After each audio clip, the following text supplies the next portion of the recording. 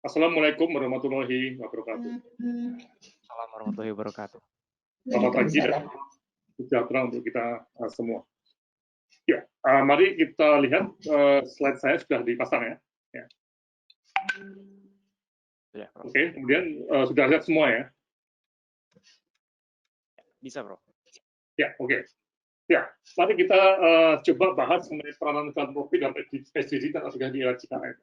Jadi ini satu judul yang saya pilih sesuai dengan panitia bahwa memang dalam konteks kekinian ya. Jadi kekinian itu tentunya terkait dengan JKN dan juga kita sekarang masuk pada era yang cukup sulit yaitu pandemi COVID-19. Nah ini peranan filantropi dalam SDGs ini perlu mendapat semacam perhatian yang khusus ya. Nah, slide berikutnya ya.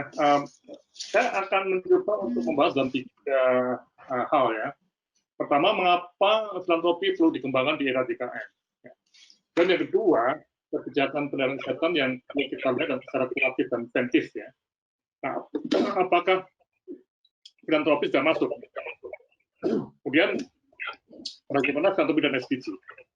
Nah, kemarin kita sudah mendengarkan atau diskusi mengenai kebijakan Bapenas yang sangat jelas bahwa filantropi itu bagian dari pendanaan. Dan nanti juga akan kita cermati di bagian kedua. Oke, sekarang kita masuk yang pertama dulu ya. Mengapa filantropi perlu dikembangkan di era JKN? Ini jadi satu isu yang menjadi perdebatan bertahun-tahun mengenai bagaimana arah pendanaan JKN. Silakan lagi. Ya, silakan diklik. Atau saya. Nah, ya, jadi mengapa ini? Slide berikutnya. Kok filantropi perlu dikembangkan di era JKN? Ya, slide. Ya, jadi kita cermati ini yang sering saya pakai ya, situasi ekonomi dan ini sebelum pandemik ya.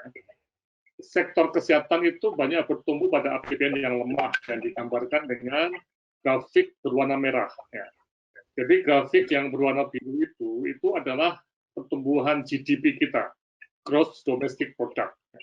Yang merah itu adalah sifatnya untuk menggambarkan pajak yang diterima.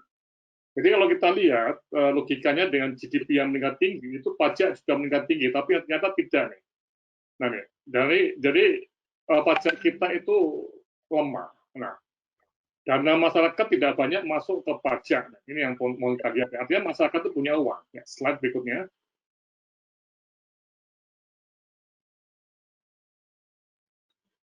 Ya, slide.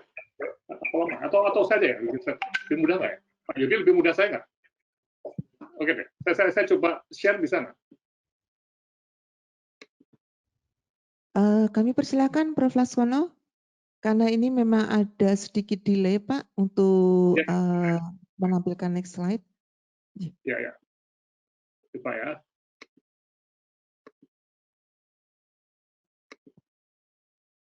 Sudah lihat ya saya? Mohon maaf Pak, ini masih WhatsApp yang terlihat Bapak. Nah, ini udah. Sampun Pak. Ya. Oke, udah kelihatan ya? Sampun. Bisa di slideshow Bapak, mohon maaf. Ya, sudah. Sampun Pak. Silakan Pak. Ya, jadi kalau kita lihat kembali ke situasi ekonomi ya, ini kelihatan sekali bahwa di sini ada kehidupan ekonomi yang meningkat tinggi, GDP meningkat tinggi, tapi pajaknya itu terkumpul rendah ya.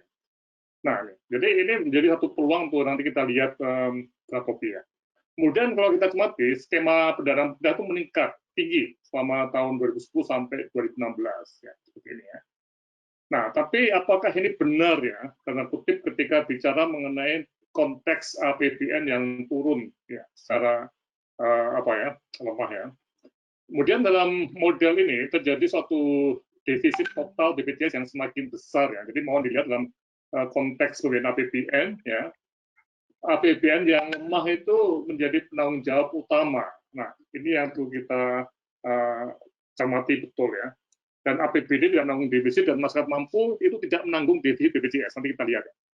Jadi segmen sumber defisit di BPJS itu adalah kelompok yang justru sebenarnya diharapkan untuk memberikan sumbangan, yaitu kelompok PBPU kelas 1, 2, 3 yang selama bertahun-tahun itu defisit sangat besar. Ya. Nanti kita lihat begitu lagi. Jadi yang hijau itu justru kelompok yang PPI, APBN. Ya. Nah, ini. Artinya dana yang ada di sini dan juga PPU ya, PPU apa yang kerja formal itu menjadi sumber untuk menutup defisit di sini. Ya. Dan itu sudah sejak tahun pertama terjadi defisit yang sangat besar ya. Oke. Nah, mari kita segmen yang positif satu persatu adalah segmen yang positif itu adalah APBN ya, PBI APBN itu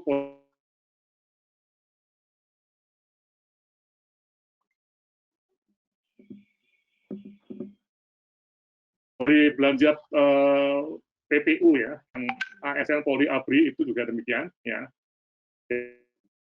Formal ya itu juga yang BUMN lebih besar lagi positifnya. Nah, yang negatif itu adalah kelompok yang belanja bukan pekerja ya nih, yang 22 triliun selama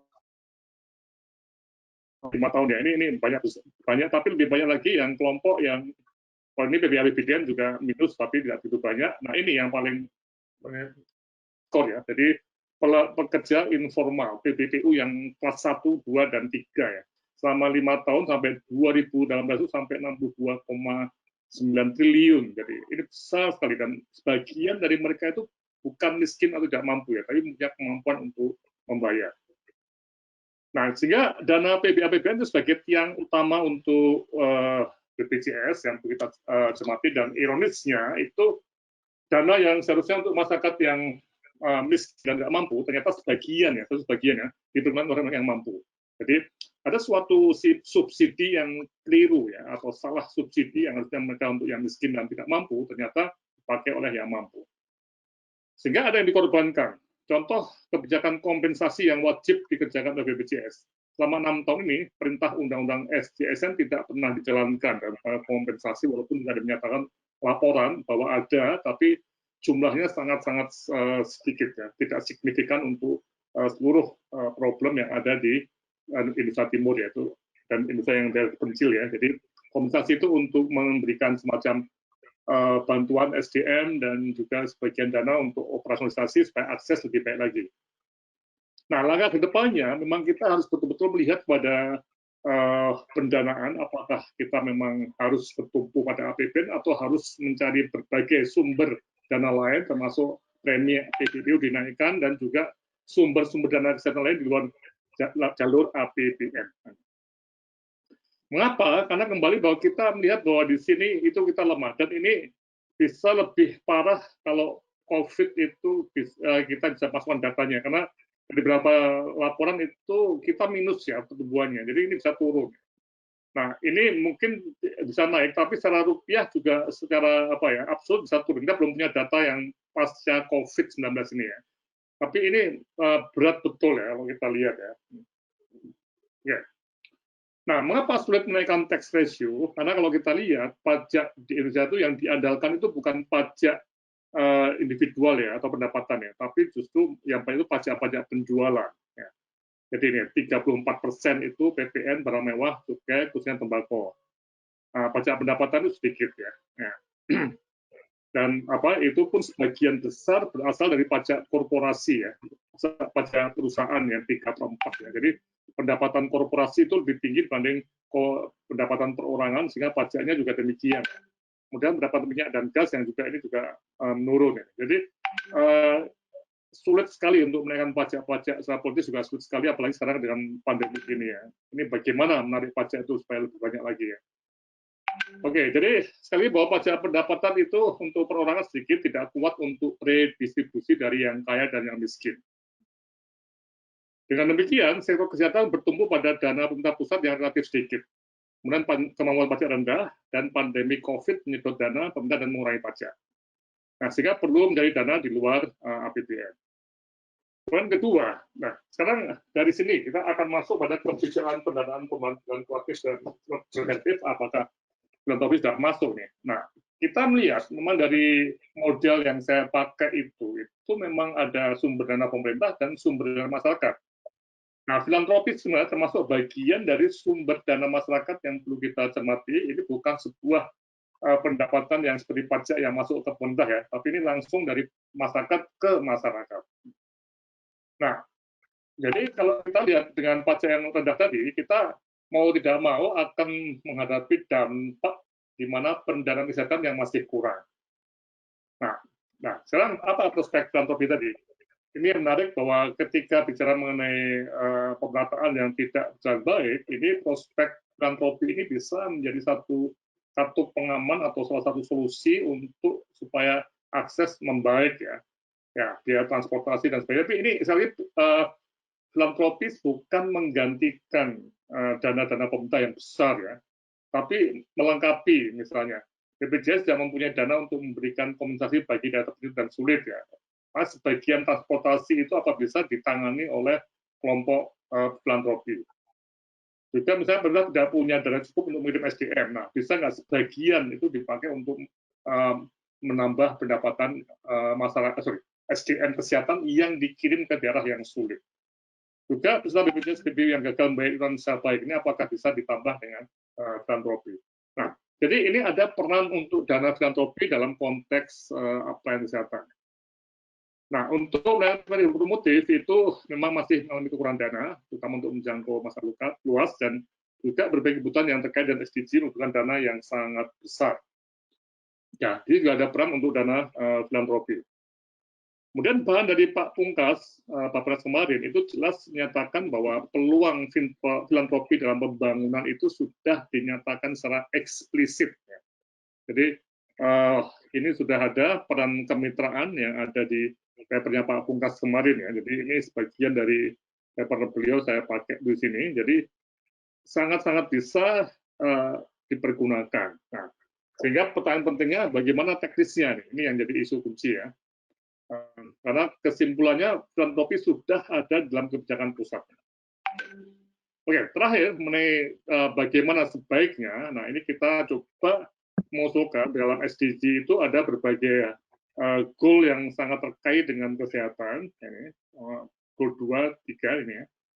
Kemudian 4, 6, sorry ya. Ya. Nah, pertanyaannya bagaimana filantropi bisa masuk untuk SDG?